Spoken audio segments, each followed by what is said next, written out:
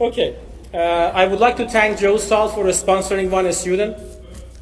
In every event, we have free registration for 10 students, and we will encourage all the companies to sponsor students. Unfortunately, we don't get enough sponsorship, but we're going to have that 10 students sponsored anyway. You should know that these events are subsidized by local chapters, CGSSOS. The cost of these events is more than what you pay, and the reason it is we are decided to reduce our bank account balance. Every event is costing CGSSOS around $1,000 in red, just for you to know. As the result, we appreciate the student sponsorship. Maybe we can increase the number of registry from 10 to 20 per month. Now, I would like to introduce tonight's speaker, although he does not require any introduction. Professor Ross Boulanger. Did I do it right? Thank you. He's a director of Center for Geotechnical Modeling in University of California. He graduated from University of British Columbia, and he postgraduate degree, master, and PhD was from Berkeley. He has worked on the field of liquefaction, seismic assessment, remediation for seismic soil pile interaction for the last 25 years.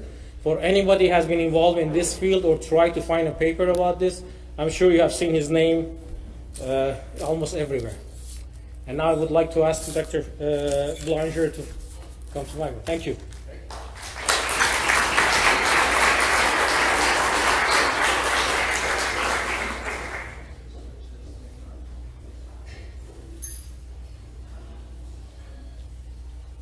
That works for you? Okay. And then there was a pointer. There's the pointer. Okay. So we're all good. Okay. Well, as you just heard, I was born and raised in British Columbia. I went to the University of British Columbia, and I left in 1986. So I've now lived in California longer than I lived in Canada. So you know that you kind of catch that milestone. And then when I was asked to come on this cross Canada lecture tour, I was thrilled. Then I became a little scared because the only thing I do is liquefaction and earthquakes, and I know that's not what you all do. So I'm a little nervous at times about presenting this, but what I'm going to try and do is highlight those aspects which I think are a little more general, and I'm going to I'll try not to assume too much of no problem. The buzzwords and the assumptions. So I'll try to explain things a little bit as I go along. But please, you know, if I'm not making any sense, someone ask a question as we're going along. Okay. I gave 3 topics to talk about. The one that was chosen by your local section was this subject of liquefaction and spatial variability. And this is based on the Peck lecture that I was fortunate to give earlier this year in Phoenix. And one of the kind of prerogatives that come with giving a Peck lecture is you get to give your gratuitous story about how you knew Ralph Peck. Right? So I'm going to elaborate on that a little bit because Ralph Peck was very influential to me. And I thought that he's been very influential in geotechnical engineering in general. Worth just kind of going back and thinking about that. Okay, so the first one is Liam Finn is at UBC. He was very important to me, good mentor, good teacher, and a good friend. And he's helped me through my career. He's the one who sent me south to California. And then I went to Berkeley, and Jim Mitchell was there. I was very fortunate to learn from him and then work with him over the years. And again, I've been very fortunate to have good mentors throughout my career, people to keep learning from. And hopefully I don't stop learning. And then this project that I'm showing you is a dam project in California, and it was my one opportunity to work with Ralph Peck. We worked on this dam for a few years together, and he was very inspirational to me when I was a graduate student. And so I was very fortunate to meet him and then find out that not only was he everything I thought he was, but he was also just one of the finest gentlemen you'd ever meet. So I wanted to think back about what he meant for our field and in particular for how it influenced me in my work. So I want to just a few slides to discuss some of that. I think it's good to reflect on sometimes. So I'm going to start by saying that the way I first got to know Ralph Peck was through this book called Judgment in Geotechnical Engineering. This is a compilation of his technical consulting papers, short technical articles, and opinion pieces that his former students put together. It is a wonderful book, and it brings the field alive. It makes it, it's got personality and character, and it explains so many things. And that's what got me enthused about going into graduate school. And he did a couple of things that I thought were worth reflecting on. And one part was he talked a lot about the complementary roles of theory and empiricism. Now, he was not a theorist by his own admission, but he was very supportive of the use of theoretical and numerical methods to get insights in understanding the observations we had in the field. And so he often talked about how we balance roles of the theory, roles of the field observations, and how they make sense together. So that was very exciting to me. And the other thing he did was he talked a lot about the development of people as a resource, development of young people for their careers and growing their own sense of judgment. Again, that to me was very inspiring. But so, what is that judgment? I was thinking at that age, I really want some of that stuff one day. What is that judgment thing? I want to get some.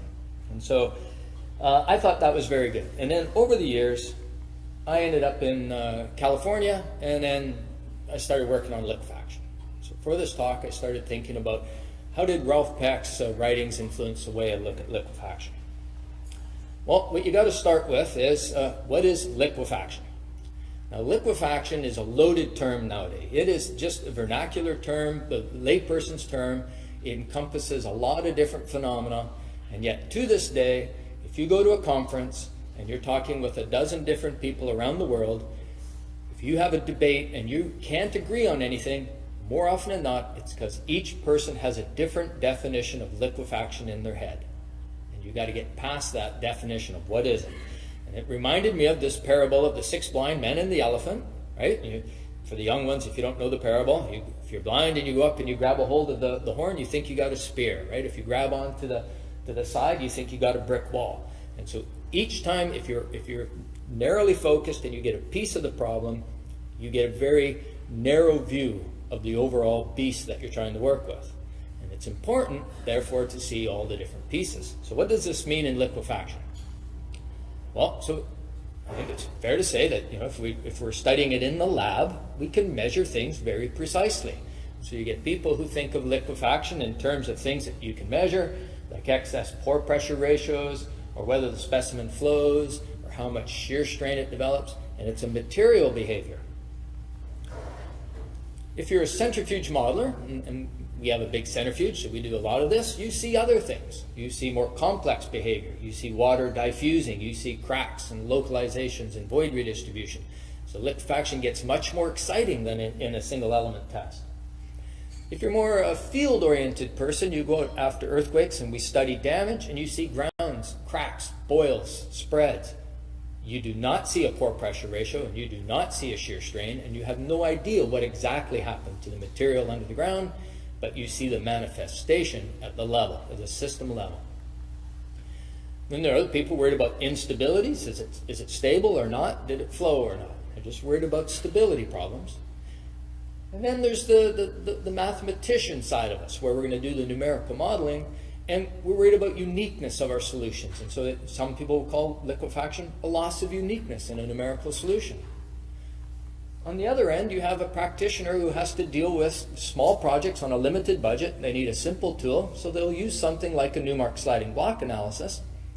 And for them, liquefaction is a residual strength that you plug into a sliding block calculation, and you're done in an afternoon. These are all different views of the same problem. And each one is one perspective, and taken on its own, it's too narrow of a view to really get a handle on what the problem of liquefaction really is, or how to deal with it. And really, to get an idea of what this elephant liquefaction is about, it helps to take time to walk around the elephant and see these different parts of it and see how they all come together. Now, back to Ralph Peck. He wrote a classic paper. It's in the Canadian Geotech Journal back in 1980, and it was entitled, "Where Has All the Judgment Gone?" and it was his Lawrence Burum lecture. And in that paper, he talked about the need for us to aim at consciously fostering judgment. So what does it mean to foster judgment? And the first thing to do is think, well, what's that word mean? And judgment is simply the ability to make good decisions in the face of uncertainty. And so how do you make good decisions on a liquefaction problem? And I think this translates to many things we do.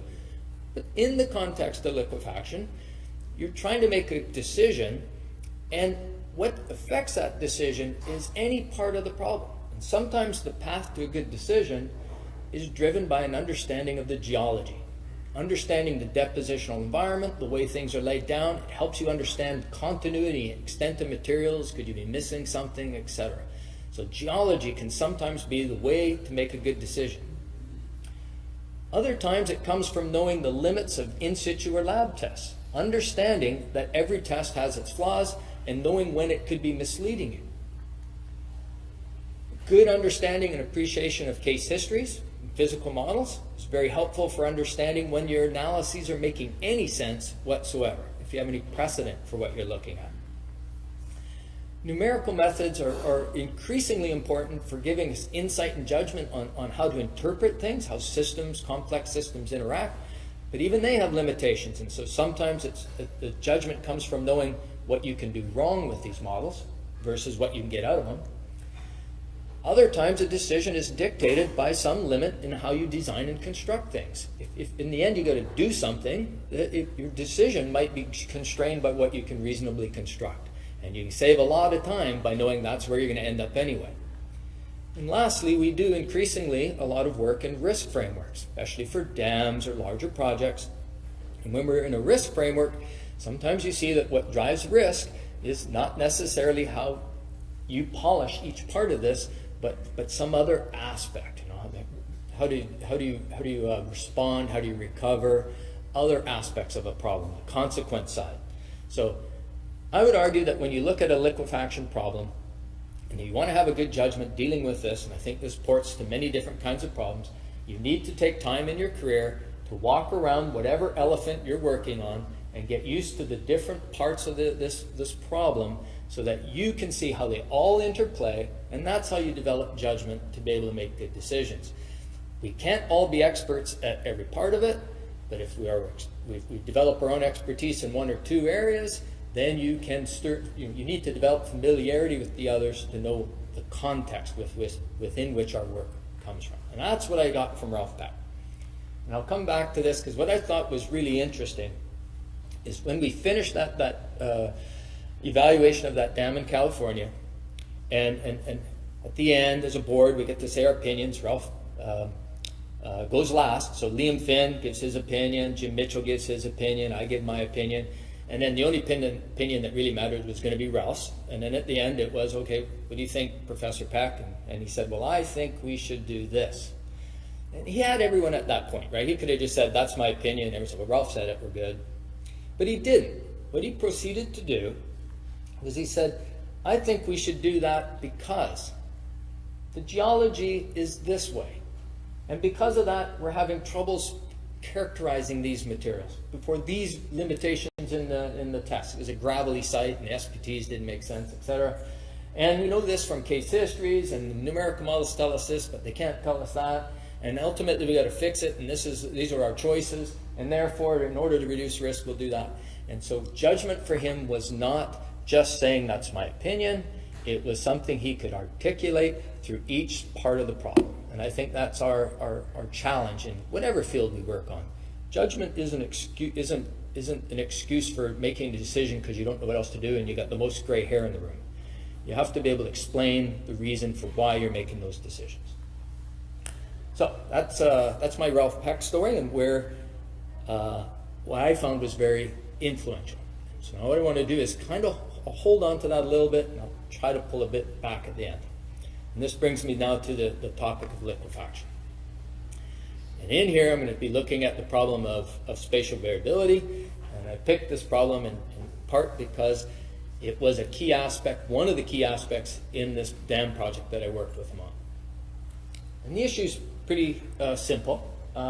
the question is, how does spatial variability in the properties of often fluvial or other types of depositional environments affect the manifestations of liquefaction? And how do we pick the properties for these materials to use in a liquefaction analysis, recognizing that almost exclusively our liquefaction analyses will assign properties, uniform properties to individual geologic strata. So you have a variable deposit, and then we pick one set of properties to model it in our different analysis methods. So how do you pick that property? The way we're going to approach it is we're going to try and get some insight using nonlinear deformation analyses, and we're going to take those analyses and we're going to run them for a set of select problems. And in those problems, we'll put in spatially variable properties using stochastic realizations, so just multiple possible realizations for variable conditions. Then, with those analyses done, we'll go over and we'll repeat them, running uniform analysis models, and we'll explore how those two compare, how we pick a good set of representative properties. So to kind of walk through this, I'm going to start with a little motivation so you can kind of relate to what spurred some of this. So they're all going to be nonlinear analyses. So I'm going to introduce the constitutive model that we're using. It's a plasticity model for sand, hence PM for sand. Not really good at acronyms, so that's what I came up with.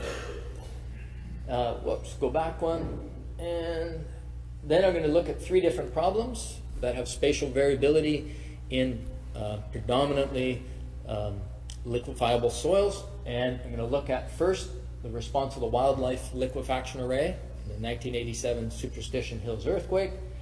Then I'll look at parameterizing that, looking at lateral spreading and just gently sloping ground, and then we'll parameterize it again for an embankment dam to illustrate that the answer changes when we change the nature of the problem. I had originally also looked at interbedded sands and clays. That's a part that I kind of threw out today, kind of keep this thing a little tighter and have more time to explain some other parts. If you're interested in that, I have references at the end for all of these for what you might be interested in. Then we'll wrap it up. So that's the plan. Okay, so first, I got to thank everyone. We're only as good as all our friends and colleagues, and so in this particular case, Ed Idris is my colleague. I've worked with him for so many years. Everything I do has been influenced by him.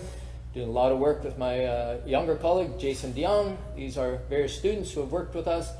Katerina was one of our students a few years ago, graduated, went to Virginia Tech for a couple years, and then we're fortunate to have just hired her back. So now she's a colleague. So now you got pictures of people you can put to the names as we go along.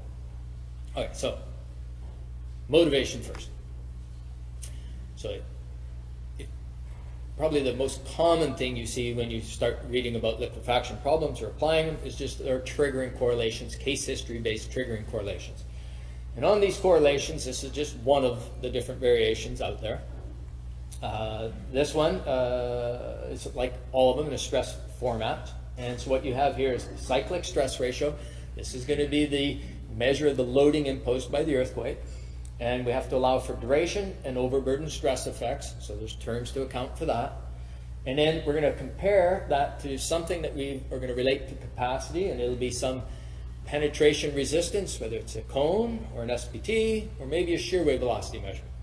And then we collect case histories, and the red points are sites that we believe had liquefaction develop at the site, whatever that means, usually sand boils, cracks, and movements. And the open points are non-liquefiable. These points are uncertain, and so you do a probabilistic interpretation of them, and you develop some correlation between cyclic strength and a penetration resistance. So there's a theoretical framework for that, but ultimately you're trained on the case histories. Now, when you do this, one of the challenges is, how do you get a site to be represented by a single point on these graphs? And that's not particularly easy. When you use these, it's important to understand where these came from, so you apply them in a consistent sense. So for example, I'm going to pick one site. I'm picking the wildlife site for this because we're going to do it again later in more detail. And at the wildlife site, it is in a floodplain deposit along an old incised river channel, and the materials that are suspect are this upper 6 or so meters of silty sands and sandy silts. And this is the layer that was believed to have liquefied in the 1987 Superstition Hills earthquake based on all the boils and the sand ejected at the surface. Okay, and it's underlain by something really dense anyway. So at the site, if you look at these 5 CPT soundings, which are located in a pretty narrow pattern, probably a diameter of about 30 meters. So, I mean, it's not much bigger pattern than this room. And so those 5 CPT soundings in this area, you can see cone tip resistances going as low as maybe on the order of 20 atmospheres or bars, whatever unit you like, to numbers that are in excess of 100. Now, after you do the fines corrections, that spread isn't quite that large, but it illustrates that in this kind of fluvial environment, properties are highly variable. And so how do you represent this? And the logic has been that in order for a site to develop movements, you had to have triggered liquefaction in some significant portion of the layer. So thinking is, well, how about half the layer?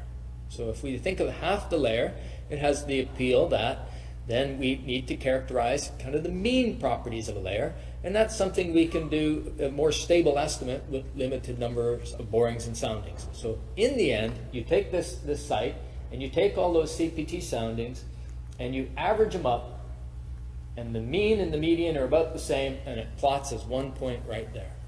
So you should recognize these points have a substantial uncertainty in what would be the correct representative cone tip resistance for any one of those. And when you apply them forward, you're not driven by the loosest individual pockets, but you've got to be thinking about how much of that layer needs to participate for movements. Okay, but why the median? And we've been doing that. Seems like a good judgment, but we would like to go back and see, can we put some numbers to this to justify it? So this brings us back to trying to do it a little bit more rigorously. And so if you look at some of the past work, you can put spatial variability into these models, and you can do it explicitly with stochastic modeling methods. There's a number of references for how that's been done for other kinds of problems, bearing capacity of footings, piles, slope stability, etc. What we more commonly do is we deal with it implicitly. What we do is we look at things and we select one representative property in which we are going to hope, or what our desire is that when we run a uniform analysis model, that the model will approximate the mean displacement, what you would have gotten from all the stochastic realizations. And that's what we're looking for, is the one magic number that gets us the right mean answer. Now, as soon as you do this, there's things that are already known for these types of problems. And for example, you have to be aware of the relationship between the scale over which properties fluctuate relative to the scale of the structure or the deformation mechanism. The easiest example is to think of a river channel where you've got a zone of 3 or 4 meters wide loose sand. And if you put an individual spread footing on top of it and that triggers liquefaction, that footing could have a bearing failure and cause damage to a structure. But if I was doing a 100-meter high embankment dam, the failure mechanism is so much larger that that little pocket can't do anything to me. And so the deformation has to deform more and more soils, and you get more averaging over the volume. And so you get to take into account the averaging. So this decision has to compare those relative scales. And then lastly, it's going to depend on every particular problem, because it's different if you're doing groundwater contaminant transport or cyclic mobility or settlements, etc. So it's mechanism dependent. And to just kind of illustrate some of the things that you want to keep in mind when we look at scales of fluctuation in different deposits. This is an environment of a meandering stream with a relatively small stream, and you can see the little channels, the happy faces in the alluvium, where you just have very small features cross-bedded throughout this entire trench. Other sites, these layers are very pervasive and continue, and you just have strong variations in short vertical directions. And this is a much larger deposit where the much higher flow environment and the strata is much, much, much more continuous and pervasive. So how do you make sense of this? This is where the engineering geology has always been essential. Good engineering geologic model for the depositional process at a site is the key to being able to know how to sort and collect the data, to know that you got apples here and oranges here, and you don't mix the two, and make sense out of things. So getting the geology right has proven really important on lots of projects. Okay, so now, we want to do this for liquefaction, and really the best work we've seen on this is Popescu and Prevost and other colleagues. They did a number of two-dimensional and three-dimensional dynamic finite element analyses. They did it for flat ground. They did it without structures and with structures on it. What they found is that if you were worried about getting the highest pore pressure, the maximum pore pressure anywhere in that deposit, then it would be controlled by the loosest pockets in the deposit, and they would suggest you'd have to use something like the 20th percentile property for the material to get that maximum pore pressure. That and other things were very insightful from the paper, but things have changed over the years. We don't design for pore water pressures. We design for deformations. And so we need to know more about the deformations, not a maximum pore pressure at a point. Others have also looked at these problems where they've been doing spatial variability more on a regional level and then coupling it with one-dimensional analyses. And that's not what we're interested in. We want to look at more mechanistically how things work in a deposit. So that got us in to want to take a closer look. Before we do that, we want to talk about what do we already do. And so there's a nice paper by Vlad Perlia and Mike Beatty, and they summarize common practices in organizations like the Army Corps of Engineers, and this is true for many other dam owners, particularly on, let's say, on the West Coast, and I believe it extends further east as well. In that, for many problems, once you've decided that you know a geologic stratum, and you believe everything is kind of uniformly random in it, often using the 33rd percentile property for the layer for the analysis of, say, a dynamic analysis. Sometimes people push it up to the 50th percentile when they're doing stability analyses. So it's somewhere in there. And if you try to chase that back down, you'll find that it's word of mouth. It came from one review board, said that the other review board used it, that the other review board used it, and you can't really find any basis for it other than it seems like a pretty good number to use. Okay, and so I'm not as old as some of the other people, so I wanted to see if we put some numbers to it. Which brings us back to that question of, can we go back and examine what was the judgment? How good was the judgment for these 33rd percentiles in this case? Okay, so now, that's the background. Now I want to get into doing some numerical modeling. I can't do numerical modeling without letting you know a little bit about the constitutive model. And so I'm going to describe our PM4 sand model that was developed with Katerina Ziatopoulou. It's a critical state, stress ratio based, bounding surface plasticity model. We've started with the Defalius-Manzari model, which is a wonderful framework. It wasn't designed for earthquake engineering, and so we started making modifications so that it would do the types of things important for particularly embankment dam evaluations, because that's what I was working on. I wanted a model that would behave a little bit better.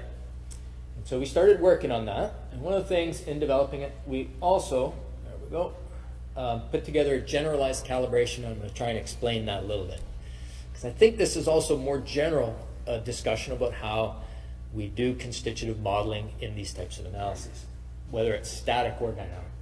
Okay, so we have 3 versions. The most recent version came out just last year, and you can get the manual, the dynamic link library, and example files to run it from our website. We always love hearing from anyone who tries it out.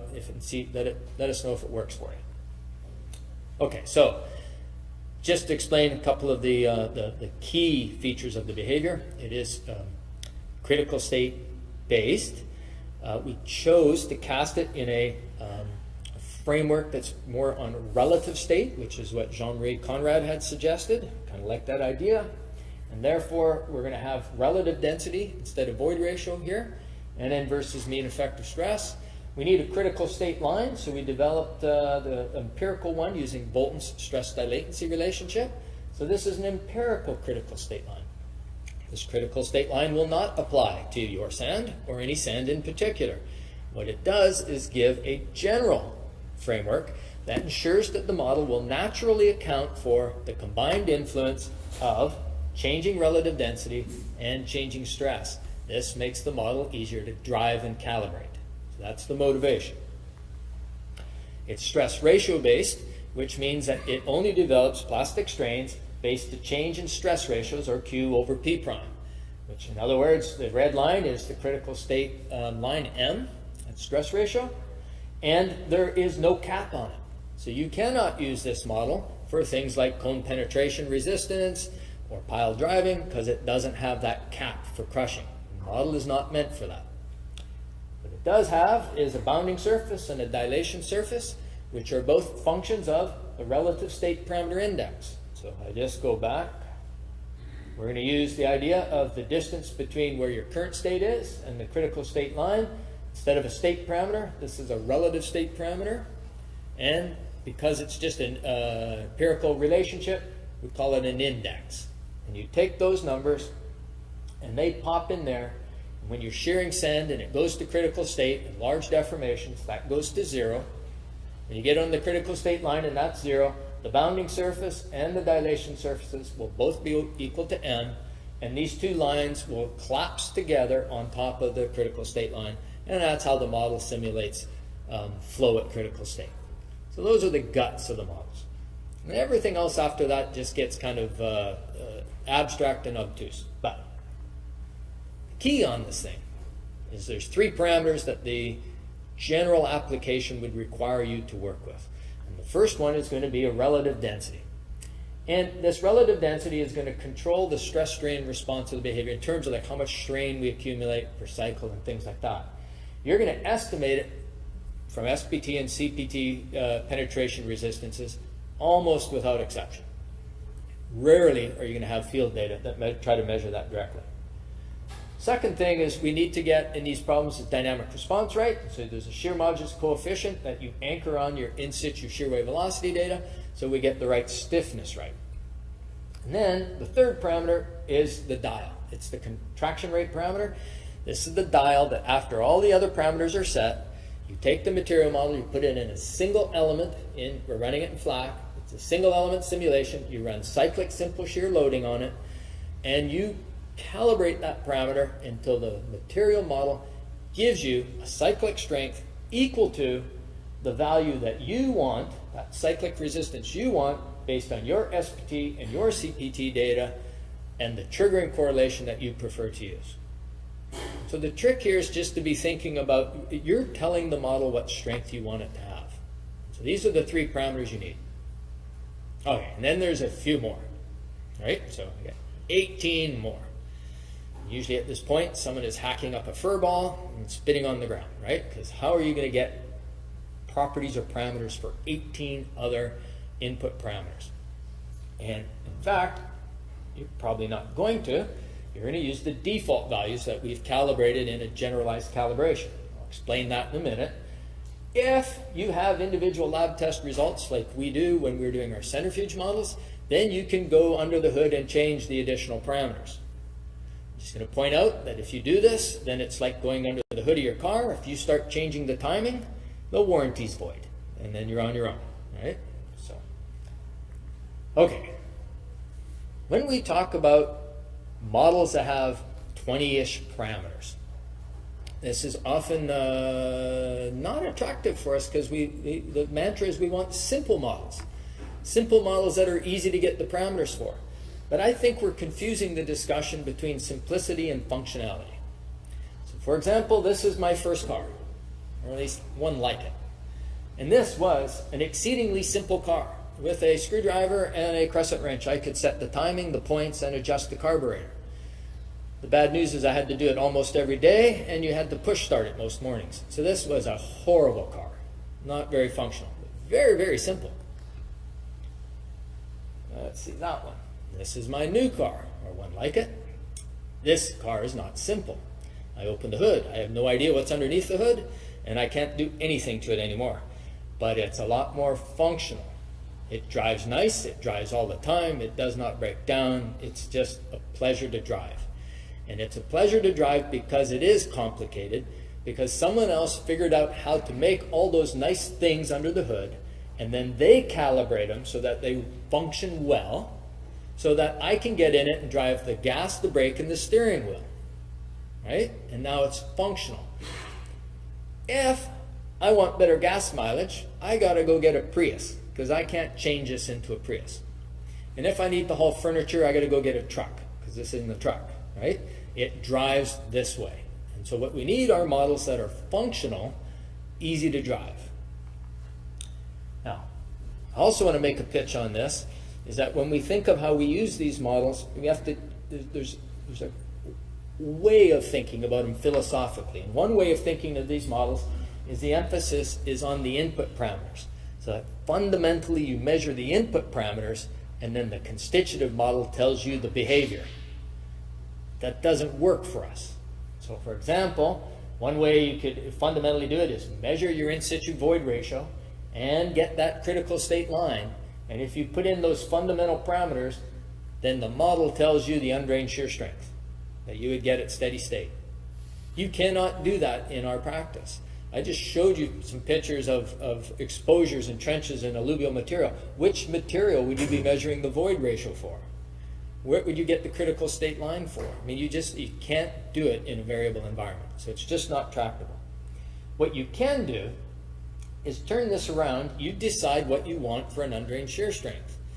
You decide that over here. You go over and you look at all the data you have, the spatial variability, the case histories, any other data you have, and you decide what strength you want that layer to have.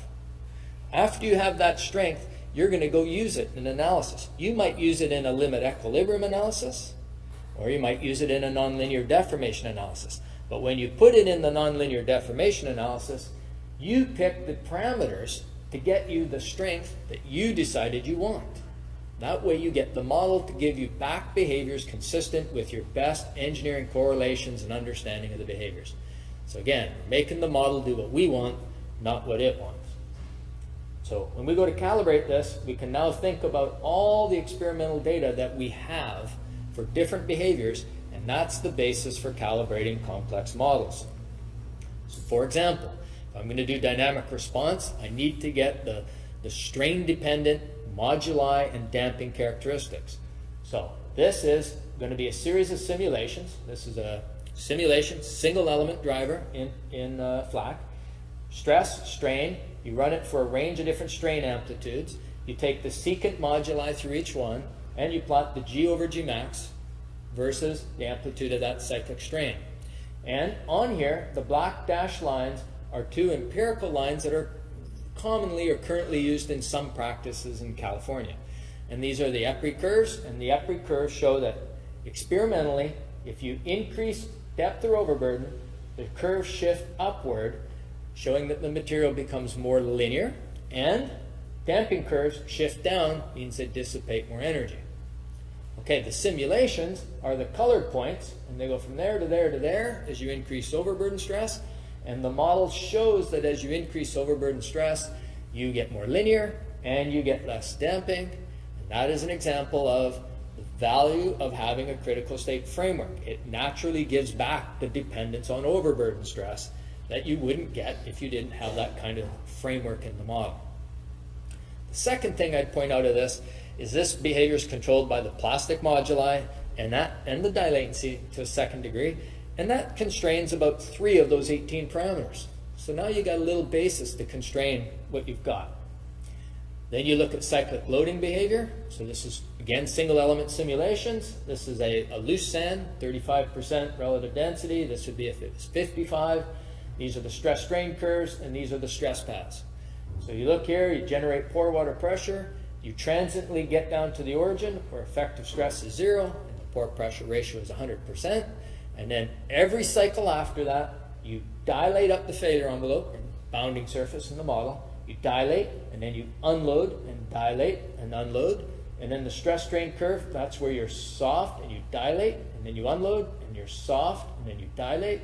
And that cyclic mobility where you ratchet up strains comes from that behavior. Now, to do this, an important aspect of this is how much strain you get per cycle. And so we're able to calibrate the model so we get something like a % per cycle. And lab data would show it might be somewhere between 0.5 and 3 or so %, and we kind of like that number. And then up here, if the sand is looser, you get more per cycle. You get something like maybe 2%. And again, any individual sand might be 1 to 4, and we just kind of like 2. So we're calibrating it to numbers we think are pretty reasonable. Now I'd point out at this point that if you do these types of models, you would always want to take single element simulations and see if you can create these behaviors. Many elastic plastic constitutive models cannot simulate cyclic mobility behavior. Once they trigger a high pore pressure, they lock up into one stress strain loop over and over and over again because they don't have damage terms in them. So the model is complicated because we had to put damage terms into the model to be able to simulate ratcheting up in strains. Okay, so that constrains 2 or 3 parameters. And then it's kind of on and on and on. So one of the things is if you plot cyclic stress, strength versus number of cycles, you have curves. These curves should have a slope that's reasonable, and then they should shift downward as you increase the overburden stress. The model does that because, again, critical state framework, increasing stress makes it more contractive, and you naturally get this out of the model. This is represented in practice as a K sigma curve. K sigma is the ratio of the cyclic strength at any overburden stress divided by what you'd get if the overburden stress was 1 atmosphere. And if you're loose sands, they don't change much. This is loose, doesn't change much, so you're up here. If you're dense, it changes more. These black lines are empirical curves. They're the ones that Idris and I had recommended a few years ago. And the constitutive model produces the blue points. They fall on the line. That is not an accident. That's because we calibrated it to reproduce the design correlations we want it to do. And if you didn't like those, you'd have to just do them again. Okay, then we can do it again for static shear stresses. So if you're talking about loose materials and slopes, cyclic strength will go down as you increase the static shear stress in a slope if the material is loose or loose and critical. If a material is dense, then it actually gets more resistant to accumulating strains. And that depends on overburden stress. So it captures that dependence as well. So the point I wanted to go through by showing you all those things is that it is very tempting to pick up constitutive models off a shelf, calibrate them for one cyclic strength, throw them in the numerical model, and let them run. And that can be a little dangerous. What you need to know is what models do and don't do. So what we've tried to do is illustrate that by putting together a manual that shows responses for loose, medium, and dense conditions. Overburden stresses of 25 kPa, 100, 400, 1600, 6400, as if we're going really high. Drained and undrained, simple shear, plane strain compression, monotonic cyclic, and post-cyclic undrained. And my point of that is if you look in the manual, you see all these behaviors, and some look good, and some don't look as good. And what we want you to know is what the model does do and what the model doesn't do so that you can use it appropriately. And I think that's, if you're using a model and you don't have that, generate your own so that you know what your model is capable of doing and what it doesn't do so you're not misled. Okay, so that was a long story introducing the model. So now we're going to try and apply this thing. And I'm really vulnerable because my computer is way over there and normally it's right here, so I can't tell what time I'm at. So I'm going to blame it on that if I go over. So let's start with that wildlife site. The wildlife site is along the Alamo River. It's a meandering river. It's a station about 23 meters away from the river channel. That is a strong ground motion recording station, and you see the boils in the area from the 87 earthquake. This is the profile. We'd already looked at it. I'll point out at this point that there's a strong motion seismometer at the surface and one underneath the liquefiable layer. So this is going to be competent. We're going to use that motion, put it in the numerical model, see if we can predict that motion.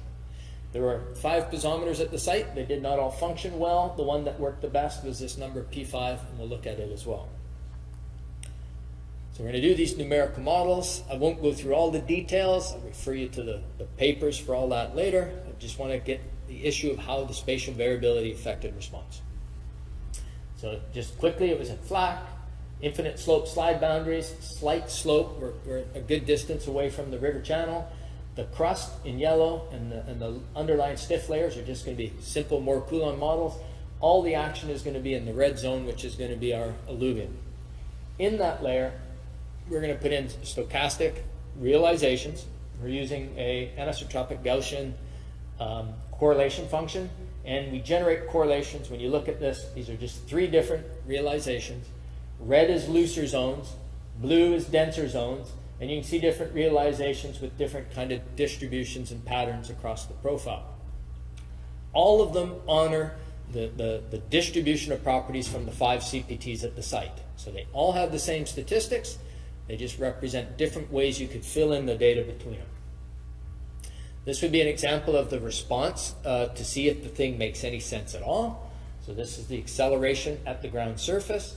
The black line is the recorded acceleration. The red line is the computed acceleration from one simulation. And you see during shaking, everything's doing pretty much the same. And then right here, you see the thing starts to look like it's getting softer. It's got a longer period to it. That's when the soil's generating something going on, pore pressure, and it's getting softer and deforming more per cycle. And you see later on where you have these spikes and accelerations. And these spikes and accelerations are that cyclic mobility behavior, where the soil gets really soft, you don't transmit much acceleration.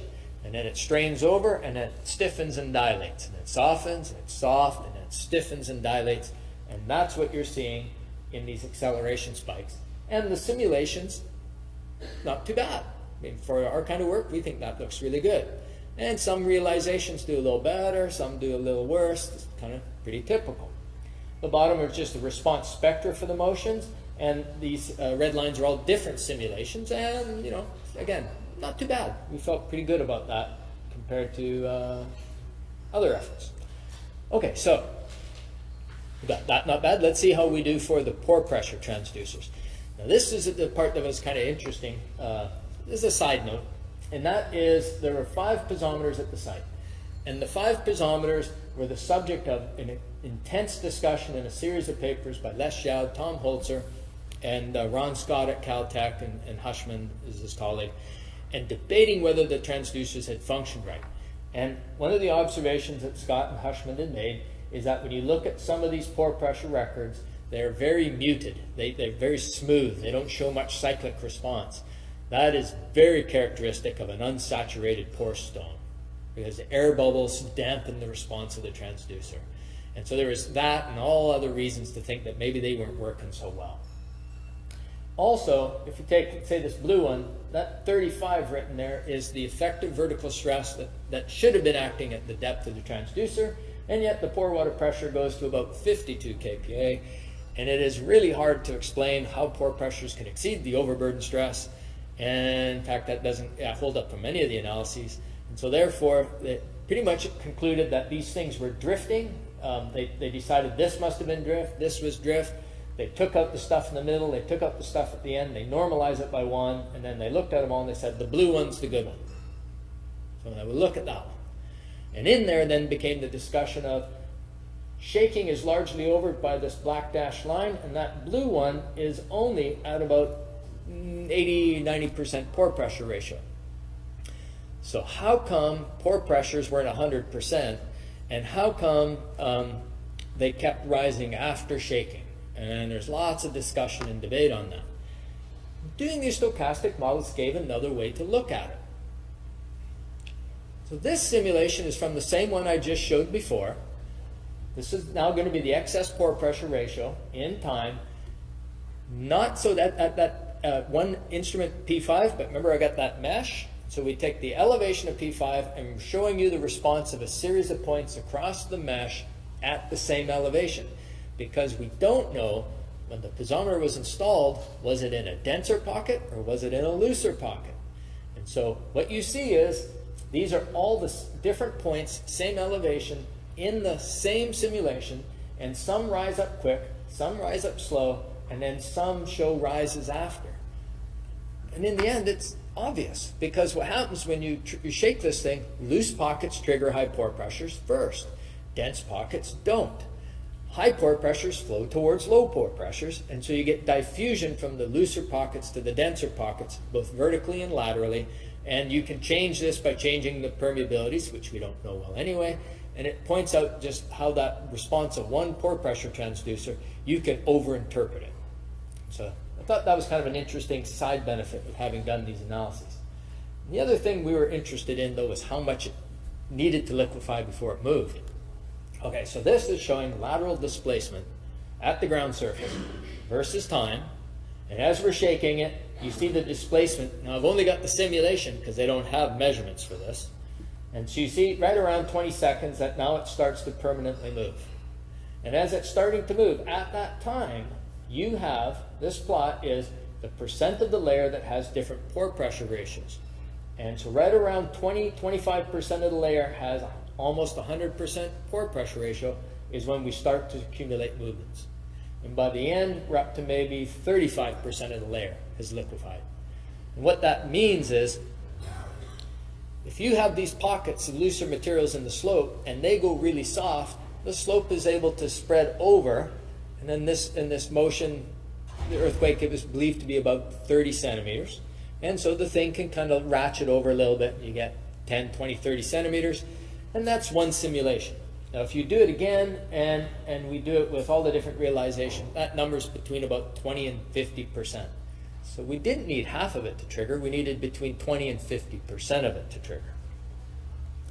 Okay, so just kind of to summarize what we got out of the wildlife, amongst a bunch of other stuff, was that we thought the responses were pretty reasonably consistent with the observations. The site response softened and ground movement started to accumulate once we had 20 to 50% of the layer triggered.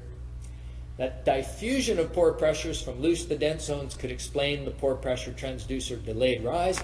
It's probably not the only factor. It's usually never just one thing, but it certainly is one more mechanism that could have helped. And then, for example, the other thing that could be playing a role is the arrival of surface waves that come later. And this was something Holzer and Yaud recently pointed out. And so we're doing a one-dimensional model. It's not going to capture surface wave effects, and that's just going to be a limitation of those types of analyses. Okay, so we did that one and felt like, okay, we at least feel like we're getting something reasonable for a site where we've got recordings. Let's parameterize it, look at others. So I'm going to make this a gently sloping site. It looks just like the wildlife. We change this dimension, change the crust thickness, change the sand layer thickness, and we parameterize it and start shaking things loose and dense, etc. We do the same thing. We put in stochastic realizations. In this case, what we do is we put in a field of SPT penetration resistances. Again, red are loose, the blue are dense. Then we have plotting here are the blow counts that are assigned to each individual element in the FLAC model, so that the blue dots are blow counts assigned to each individual element, and the mean in any one horizontal layer is that black line. I didn't say this earlier, but I probably should have pointed it out. So in this case, the model is generated with a mean N160 of 15. For this model, this is a coefficient of variation of 40%. And then this is the blue dots are the results of that random stochastic simulation. Now, I should have pointed out that what that then happens is in any one of these elements, if you have a blow count, remember the model, PM4 sand only had 3 parameters. The blow count, you estimate the relative density, you estimate the shear wave velocity, and then you get the cyclic strength. And so that's how each element has a set of parameters that are anchored off our triggering correlation. So at least that's how we put the properties in. Okay, so one way to look at the data is to take all the blow counts in a stratum. In this case, from all the elements, you put them together and you plot a cumulative distribution. And in the cumulative distribution, every one of these red lines is one realization. So I did 50 of them in this case. And then on those red lines, the median property is a blow count of 15, which is in fact how all the realizations were generated. Now this is in fact a useful plot because we frequently do this in practice, where once we've broken it down to individual strata that we think are again uniformly non-uniform or random, one way to collect data is to plot cumulative distributions and kind of look at what that distribution looks like. So if we do that for these, I'm going to run the stochastic models. I will use each one of the red simulations, and then I will run a uniform model with that 50th percentile value. Every element gets a blow count of 15. Then I'll do it again, and every element gets a blow count of 12.5, or every element gets a blow count of 10. I run the uniform models as well. And then this is an example of the results. This shows the lateral displacement at the ground surface versus the peak ground acceleration. It's for one motion. Each of the red dots is a simulation. And on those simulations, you can see from the low to high is about a factor of 2. So even with the same stochastic properties, statistical properties, the performance of the site is going to vary depending on what's in between your borings and soundings. So that's just uncertainty we all know about and live with. If you take the mean of all the red dots, you get the red line. Then you compare the red line to what you get if you use uniform models. And for example, that number 50 is if I use a 50th percentile property, I would get that black line, which would be about the same as the mean of the stochastic models. And therefore, at low shaking levels, small movements about the 50th percentile would have worked for that set of realizations in that motion. Then I shake it harder, and I get more movements, like a meter or two, and it now switches over where to get the mean, I would have had to have used like the 70th percentile. That's a little counterintuitive that you'd use better than the average strength in a profile.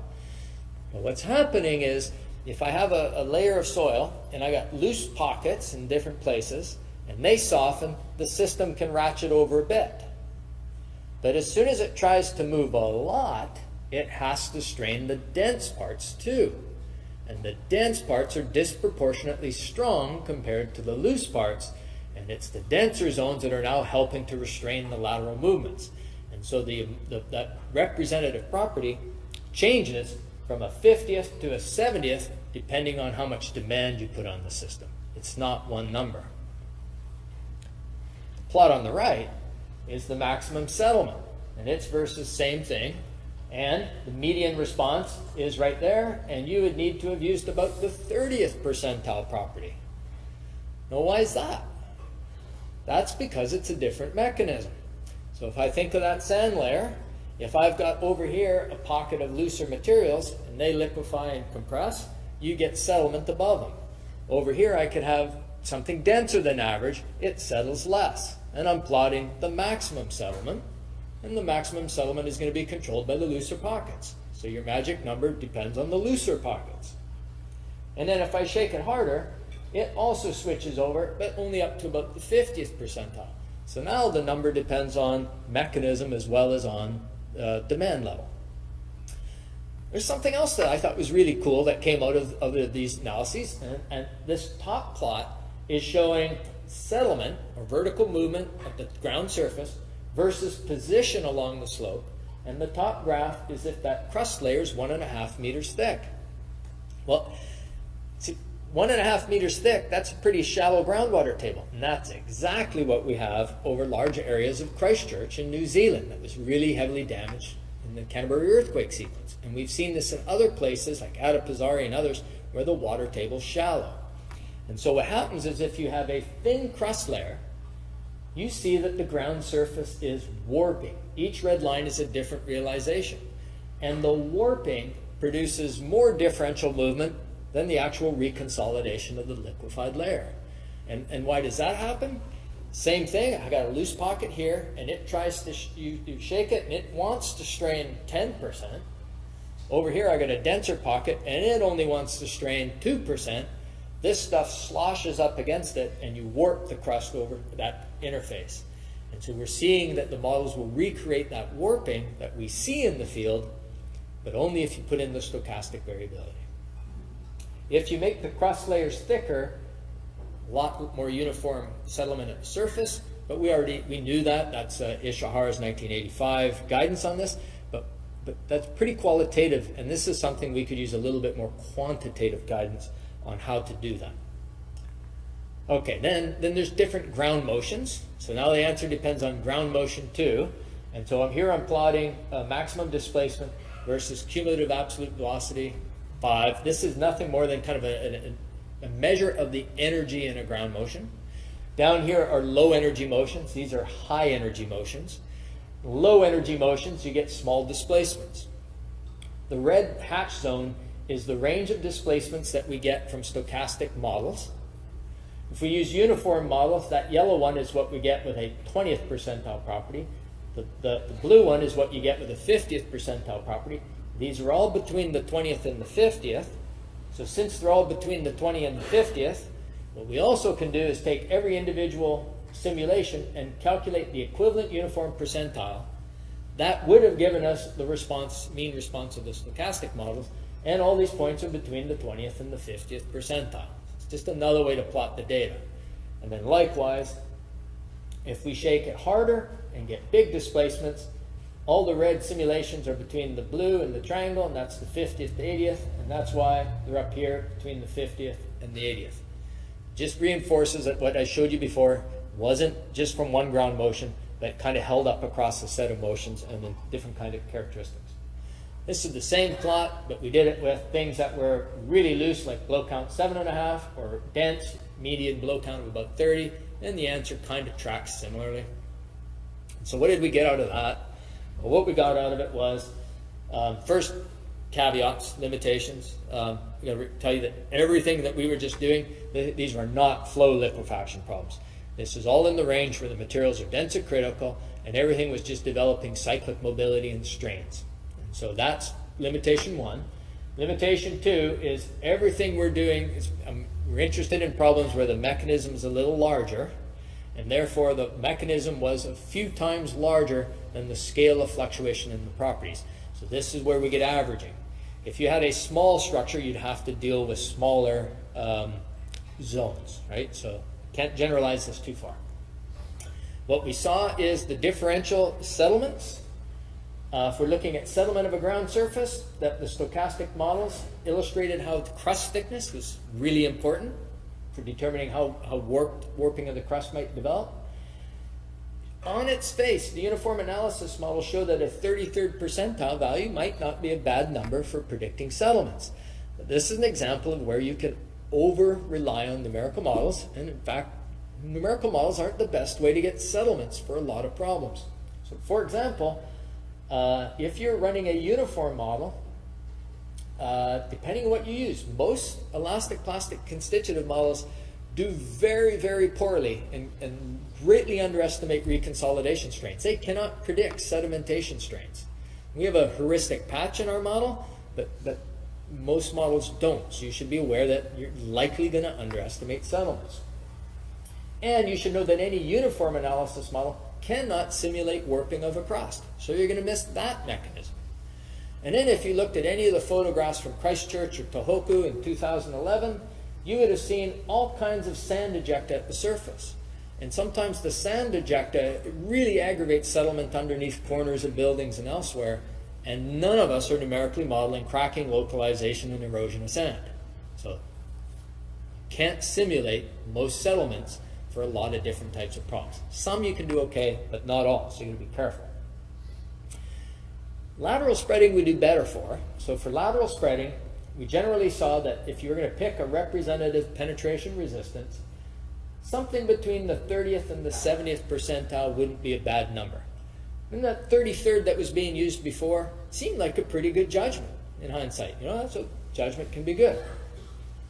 We would point out that you tend to get closer to the lower range when you're dealing with thicker layers, thicker liquefiable layers, because you have more opportunity to hit the loose pockets. Thicker crusts, because you have greater overburden stress and it suppresses dilatancy. Steeper slopes, because they can really drive movements. Denser soils, because they're on average more governed by the looser zones play a big role. And smaller levels of deformation. So there was no number. There was a dependent. Okay, so that's lateral spreads. I'm going to do one more. This goes a little quicker because I don't need to explain it all again. But I wanted to do it dam because we want to do something that's a little larger, different problems. So if we do it for a dam, this is a 45-meter high embankment dam. This looks like half a dozen dams in California that are dealing with liquefiable alluvium left under the shells because they were good drain materials. And now we're going back and fixing them because they're liquefiable. So what I'm going to do is I'm going to put in stochastic properties for that liquefiable alluvium. Everything else is based on typical properties for 1960s vintage dam in California. This is the simulation. These are plots of the blow counts and blow counts versus position or depth in the alluvium.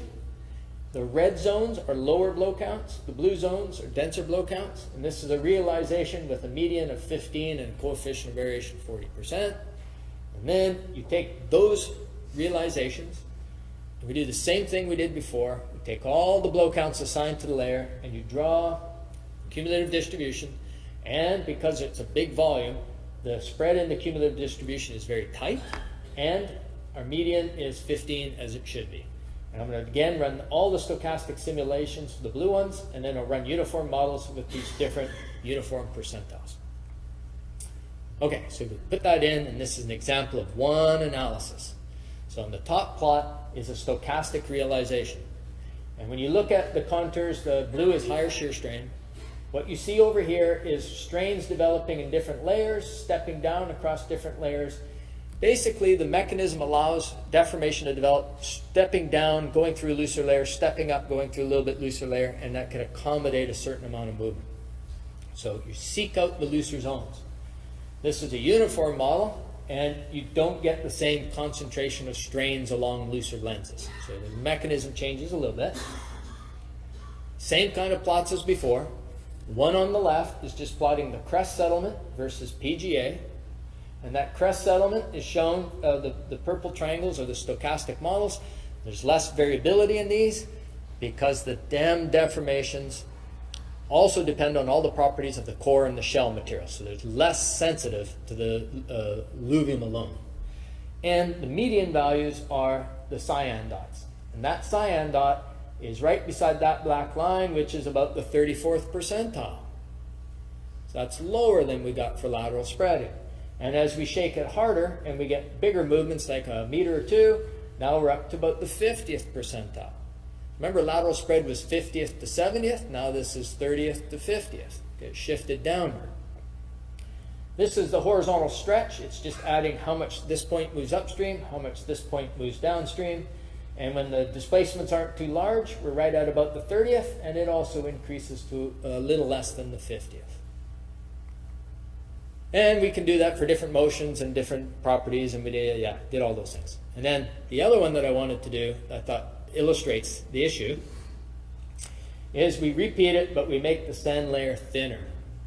And if the sand layer is only 3 meters thick, then as you go along here, you get all that blue. That's basically the whole layer is denser, and then the whole layer is looser and denser. Now, when we shake this thing, even though I have a stochastic representation of the properties in there, the mechanism has to go through loose and dense zones all the way along underneath that dam. So the mechanism has to shear through everything, and that doesn't look terribly different than what I get with a uniform model. So now when I look at the same plot of crest settlement versus PGA, that cyan dot is maybe around the 60th percentile, 50th, maybe 60th. And I look at the horizontal stretch of it, it's right around the 50th percentile. So the thinner the layer, the more averaging you get, and the closer you get to a higher percentile. Okay, so what did we get out of the embankment dam? Well, in general, the results are consistent with what we saw for lateral spreading. They just shifted, and you'd understand it as long as you were thinking, yeah, now I got a bigger dam, I got higher overburden, I got steeper slopes, I got thicker layers, and it's consistent with the pattern in the lateral spreads. Again, we're only limited to cyclic mobility problems. We are not doing flow behaviors. And we're limited to deformation zones. That dam is large enough relative to the scale of fluctuation that we were getting that average. So it's always limited to that. If you had to do a deterministic analysis today, we do this all the time, that 33rd percentile we've been using for 10 or 20 years is a pretty good judgment. So it's a pretty reasonable idea. If you're going to do this probabilistically, you might consider doing it as a variable between the 50th and the 70th. I don't think it would be that necessary in most cases, but I think is possibly on the horizon is eventually running sets of realizations. When we're doing these types of problems, we routinely run sets of 7 or 10 or 15 ground motions into these models. It's getting easier to do these stochastic models. And I think it won't be long before we start doing multiple realizations of the soil conditions. Now, there's a reason why I think that's a good thing. It's a good thing because it allows you to demonstrate the value of your services. Because if you have a limited set of borings, and you develop up a 3D or 2D model of the conditions, and then you generate stochastic realizations for data between them, If you don't have data, the stochastic realizations will give you a big range of properties. And your performance will therefore have a big range of displacements. And what you can demonstrate is then the utility of going back and putting in a few more holes, soundings, and you reduce the uncertainty and the dispersion in your predicted deformations come down. And we find this with ground motions. If you can make it useful to the owner to pay for more data and they can see the value in the results, it allows us to do a little bit better work. So now I'm going to kind of wrap this up. Which basically showing you a bunch of nonlinear deformation analyses where we're trying to put these stochastic models into them and look at how spatial variability affected responses. I showed you the wildlife site, and I did a generalized case of lateral spreading in an embankment. And when we were looking at these spatially variable deposits, if you're going to do a uniform analysis, a representative property for these type of cyclic mobility problems was somewhere between the 30th and the 70th percentile. The lower values were for thicker lat strata, higher overburden stresses, higher density soils, and lower levels of deformations. I didn't show this, but if you're doing interbedded sands and clays, you get much the same story. It's the interbedding, it's the continuity of the sand lenses. Evaluating those can be very important. That's another story. When you do these nonlinear deformation analyses, I think what they're really valuable for is the insights they give you on deformation patterns and mechanisms. If you're going to do these, though, it's very important that you have some confidence in how the constitutive model performs. I was trying to make the pitch that you need to make sure you validate your constitutive model, at least at the single element level. Take that single element, simulate all the loading paths important to you for your structure, and know what the constitutive model is going to do. It's not a given that they will always be reasonable, and some models were never developed for your problem, and a developer built it for this problem, it works there. You can't just go apply it to a different problem and assume it's going to work well. You've got to test it. Details matter.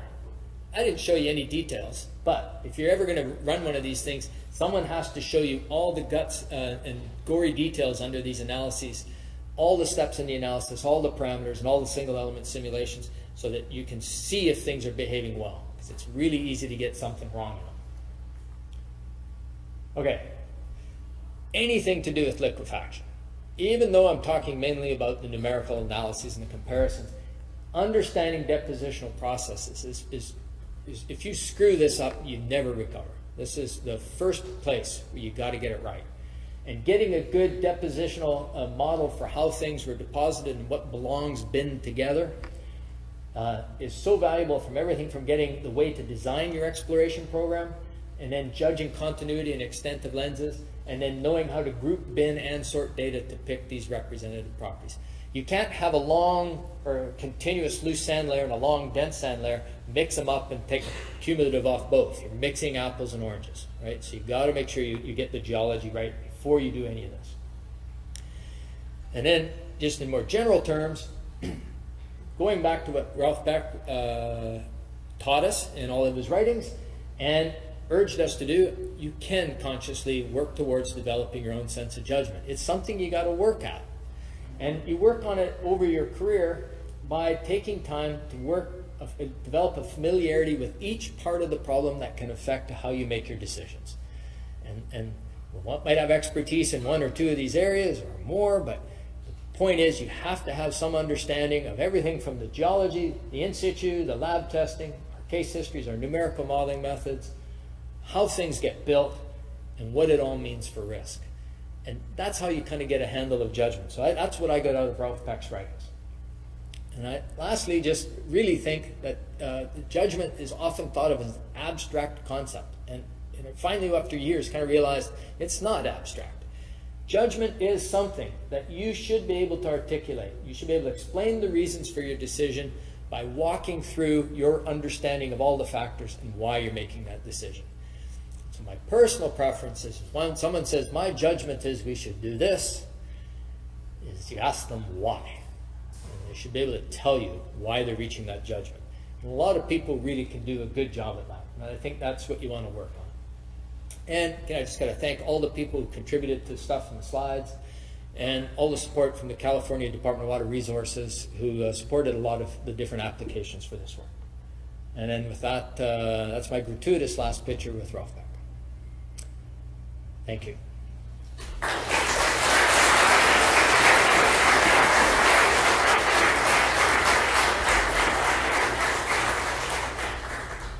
Did I wander out of the screen too much? No? Not too bad? Okay. Thank you very much. Then. Okay. I think, considering the time, we only have time for 2 questions. Yes. But you're already setting me away. Now, if I don't allow them to ask questions, they're going to kill me after you're gone. Thank you very much for your nice presentation. Just a question I didn't realize. That is stochastic model that you have. You assume a distribution, Gaussian distribution. Yes. And those graphs that you had, they were just from one distribution or various distributions? So you mean like if we were talking back on something like that one? Yeah, any material distribution that you had. Yep. So at the end, I realized that you compared the settlements, for example, with the settlements that you get by assuming a uniform Yep. model, right? Yep. So that's not, those graphs that you had, they were just from one stochastic model? No. So like when you look on a plot like that, Yes. in this case, it's lateral spreading. We had 50 realizations here. I think we only have 7 of those purple dots. So there are 7 different stochastic realizations, all using the same statistical properties. Same mean property, same correlation lengths. But so if you increase the number of your stochastic models, Yeah. don't you expect this range of settlements that you get to increase, and at the end, you should have something very similar? To the other one? Average No. should be very similar to your uniform model. Don't you expect that? Because it's a random distribution, right? So if you Then- increase the number of your distributions, you should get something very close to that mean value. So they're not random, perfectly random. They're correlated, spatially correlated. So what that means is, right, when you look at the simulations of a distribution, they're not. If you just had a random set of properties, you get a lot more averaging. Yeah. But when you have something that is spatially correlated, so you can get a nice long pocket of red material or blue material, then when you look at deformations, the deformations are tracking in the looser pockets. So and then stepping from so the average is 15 blow count everywhere, but you can have a pocket 10, 20 meters long where the average in the pocket is 10, and then right below it the average is 20, and then it steps up to 20 and 10, and the mechanism goes through the 10 and steps down through the 10. Do you see what I'm saying? The mechanisms seek out the looser pockets, and how much they do so depends on how correlated the properties are in space.